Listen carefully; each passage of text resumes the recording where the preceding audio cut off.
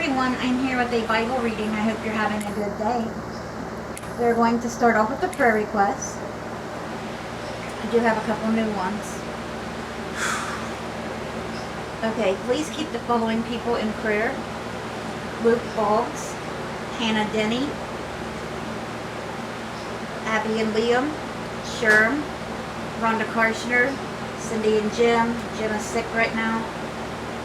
Jimmy Myers, Layla and her son Emil, Ray and Donna Dunlap, Joyce Light, Judy Thompson, Dora Carper, Bonnie Jean, Bonnie Jean's dad, Bonnie Jean's sister-in-law Lori, Bonnie Jean's cat Misty that she returns home, Elizabeth Jeffries and her grandson Liam, and the new ones, please keep Garnet Boyer in your prayers.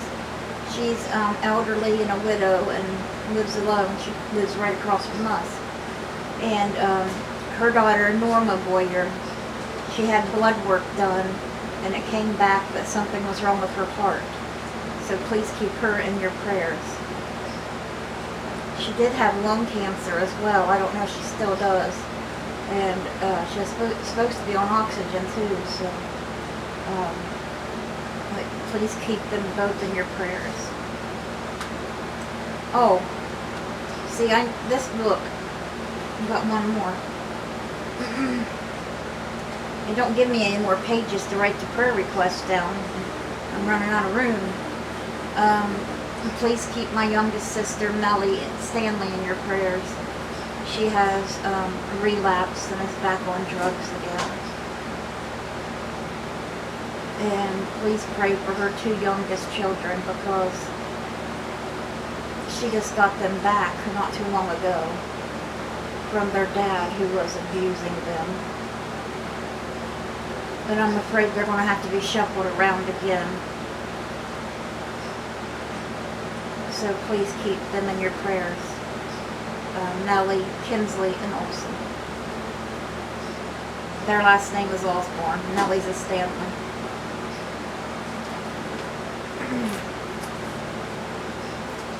Okay, so today we're going to be reading John chapter 6 verses 1 through 21, Psalm 106 verses 13 through 31, and Proverbs chapter 14 verses 32 and 33. Okay, Jesus feeds the 5,000. Sometime after this, Jesus crossed to the far shore of the Sea of Galilee, that is, the Sea of Tiberias. And a great crowd of people followed him because they saw the signs he had performed by healing the sick. We're talking about 5,000, and that does not even include the women and the children that were there. Those are just the men. Then Jesus went up on a mountainside and sat down with his disciples. The Jewish Passover festival was near. When Jesus looked up and saw a great crowd coming toward him, he said to Philip, "Where shall we buy bread for these people to eat?" He asked this only to test him, for he already had in mind what he was going to do. And what do you think Philip said? Philip answered him, "It would take more than half a year's wages to buy enough bread for each one to have a bite." Another of his disciples, Andrew, Simon Peter's brother, spoke up. "Here is a boy with 5 small barley loaves and 2 small fish, but how far will they go among so many?" Well, you'll be surprised.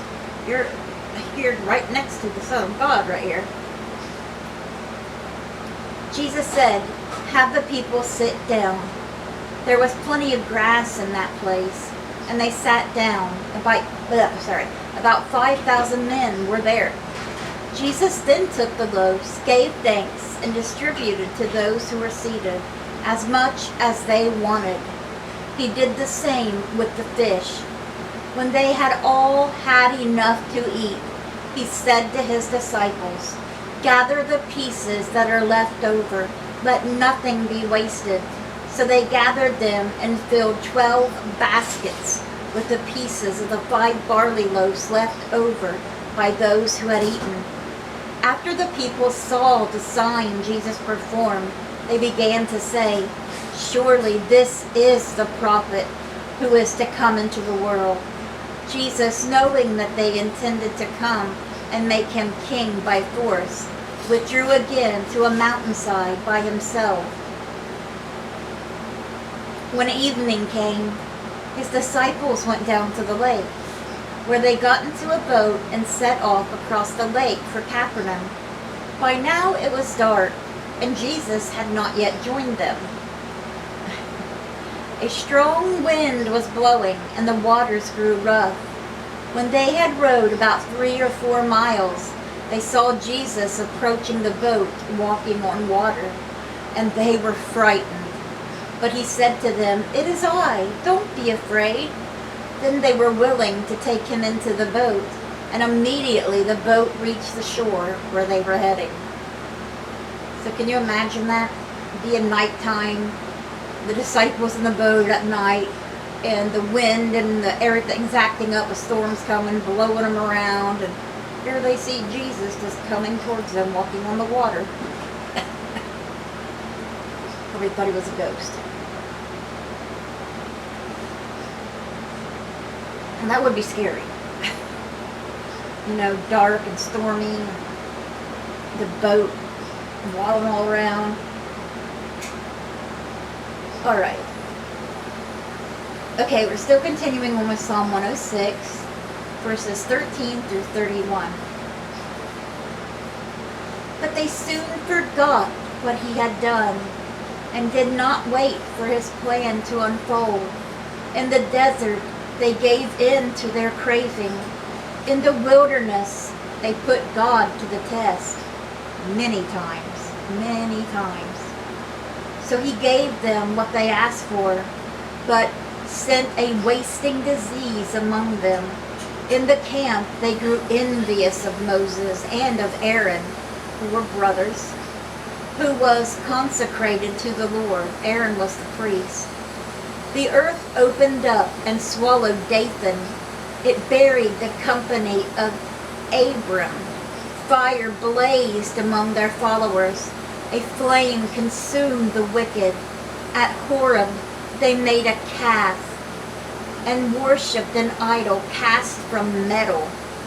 They exchanged their glorious God for an image of a bull who eats grass. They forgot the God who saved them, who had done great things in Egypt, miracles in the land of Ham, and awesome deeds by the Red Sea. So he said he would destroy them, had not Moses, his chosen one, stood in the breach before them to keep his wrath from destroying them. Then they despised the pleasant land. They did not believe his promise. They grumbled in their tents and did not obey the Lord. So he swore to them with uplifted hand that he would make them fall in the wilderness, make their descendants fall among the nations, and scatter them throughout the lands. They yoked themselves to the Baal of Peor and ate sacrifices offered to lifeless gods. They aroused the Lord's anger by their wicked deeds, and a plague broke out among them. But Phinehas stood up and intervened, and the plague was checked. This was credited to him as righteousness for endless generations to come. And that's where we are stopping with Psalm 106 today. And ending today's Bible reading, we have Proverbs 14, verses 32 and 33. Proverbs 14:32 says, "When calamity comes, the wicked are brought down, but even in death, the righteous seek refuge in God." Proverbs 14:33 says, "Wisdom reposes in the heart of the discerning, and even among fools she lets herself be known." Okay guys, that was our Bible reading for today. I hope it touched your hearts. Let's bring those souls to Jesus, and God willing, we'll see you guys again tomorrow with another Bible reading. Bye, guys. God bless.